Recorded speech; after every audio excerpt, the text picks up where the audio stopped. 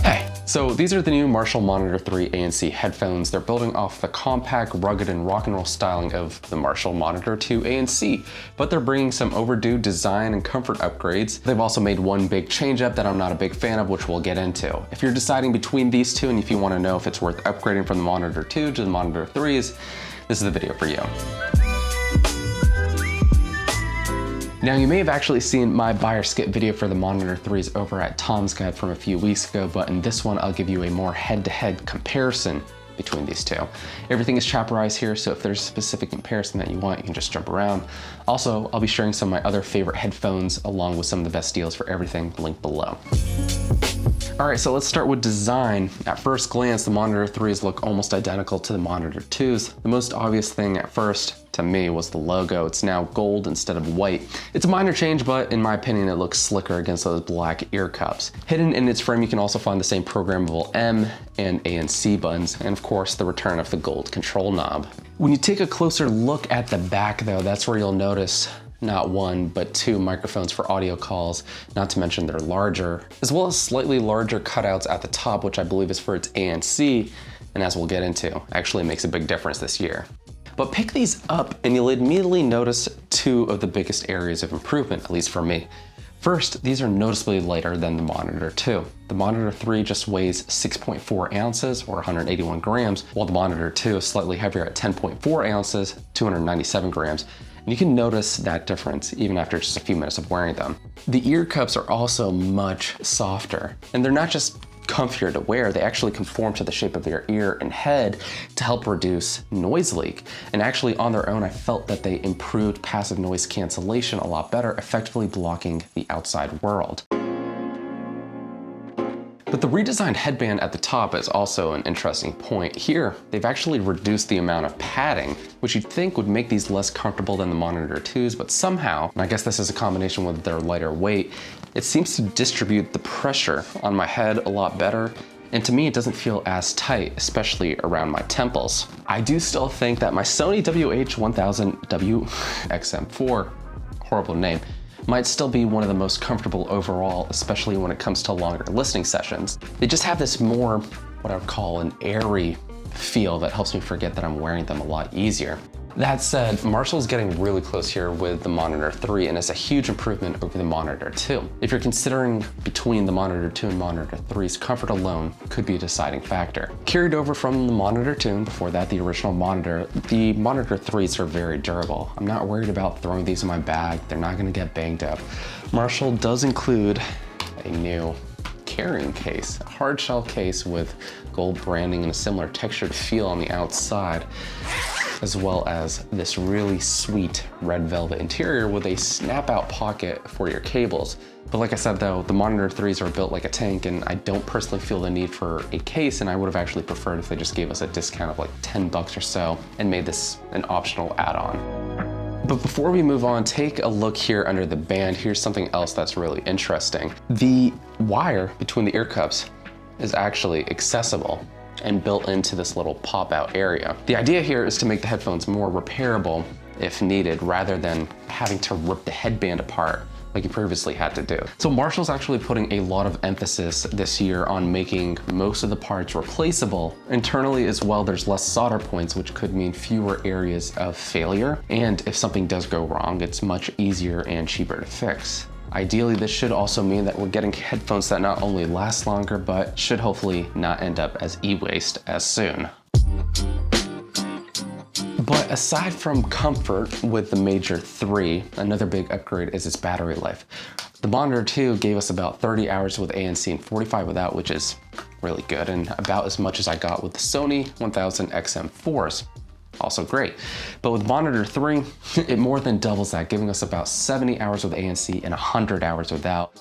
And that's some of the best that you can get in this class. You can easily go, I've personally done it, 2 weeks or more with on and off listening without needing to charge these.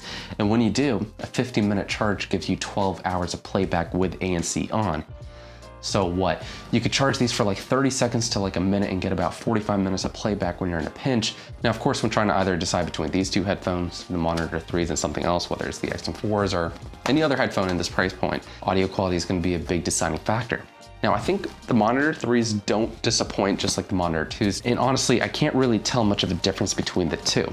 The reason I and a lot of other people like these is that they sound very neutral out of the box, but of course within the app, if you want that extra bass, you can tweak it very easily. But specifically for this video, I personally can't tell much of a difference between the sound quality in these two, which isn't a bad thing. The two already sounded really good. But aside from the improved passive noise isolation that I mentioned at the start, Marshall has also introduced a new feature on the Monitor 3s called SoundStage. You can find the settings for it within his app, and it helps add a little bit more depth to your music or whatever you're listening to.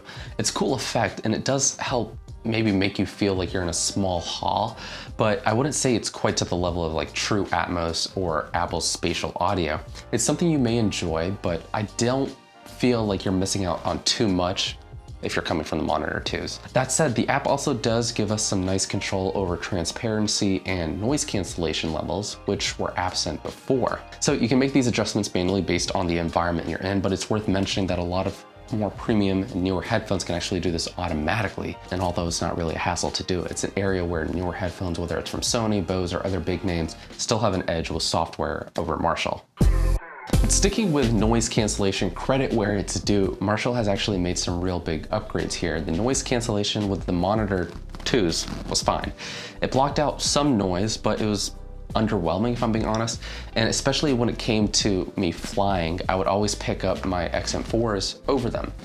Again, right off the bat, the Monitor 3 is already much better with that improved seal for passive noise cancellation, as well as its new microphone array, which I think again is helping detect that unwanted noise. On the subway, for example, even without music playing, it nearly cut out all of the high-pitched squeals, thuds, and even the conductor talking over the PA. It's actually worth using now, and I find myself using it a lot more when I'm on the go. It's hard to say for sure, but for the most part, I think they're about on par with my Sony XM4s, which is saying a lot. Going back to its transparency mode, which allows the outside world in and helps you be more aware of your surroundings, I think this also does a good job now. But just like with this ANC, I found that it was quite susceptible with wind noise, especially when it's coming behind my head. Probably has something to do with the microphone placement, but I found setting its noise control to off was actually a lot better, so I didn't have that consistent wind hiss going on all the time. Now, here's a point which actually may be a deal breaker to some. The Monitor 3s are ditching the headphone jack that we once had with the Monitor 2s. Instead, they're now offering a USB-C to 3.5mm cable. And this was a big point that I brought up in my buyer skip video at Tom's Guide, and it sparked an interesting discussion in the comments. Well, a lot of people agreed that yes, this is a major downgrade. Some disagreed and actually said that using this cable is just fine. For most people, yes, it's not that big of a deal, but let me quickly point out some of the concerns here, which you may also agree with. First, and a lot of people don't know this, a USB-C connection always consumes power, so the headphones always need to be on and have a charge. With the Monitor 2s, on the other hand, I could just plug a 3.5mm jack, and even if they didn't have charge, they'd work. Yes, the new Monitor 3s have incredible battery life, but there's always that chance that you'll forget to charge them, and now you can't use them when you need them most. The Monitor series, as with its name, is a really great pair of headphones for monitoring audio or playing it with instruments. Yes, the USB-C cable still allows me to do that, but there's still an important consideration. For people who use this in a professional setting, might not necessarily be you, whether it's video production, shooting a wedding, whatever, that's only worsened when you forget this. So I wouldn't recommend these for a professional tool anymore. And I would probably say if you have the Monitor 2s or are considering them, the Monitor 2 is the way to go, especially if you rely heavily on a 3.5mm jack, just to be safe. Unchanged for the most part, but another thing worth mentioning if you're trying to decide whether to buy either of these or another pair of headphones is that the Monitor 3 doesn't support any low latency audio codecs like aptX. I mean, for most content like music and movies, it's not really a huge deal, but when playing games, of course, it's gonna be a little bit more noticeable. And headphones like the XM4s, which do have those lower latency codecs, are gonna be a better choice. The point is, it's something to consider. With newer codec support on newer headphones, definitely a downside with the Marshall Monitor 3s and the Monitor 2s. Before wrapping up, of course, another big consideration is pricing. So the Monitor 3 comes in at $349, while the Monitor 2 is just shy of $200 now. If you're trying to decide between the two, do I think the Monitor 3 is worth the extra $150? I mean, if you have the budget for it and you like all the pros that I've mentioned and you don't mind that one downgrade, then sure, yeah, of course.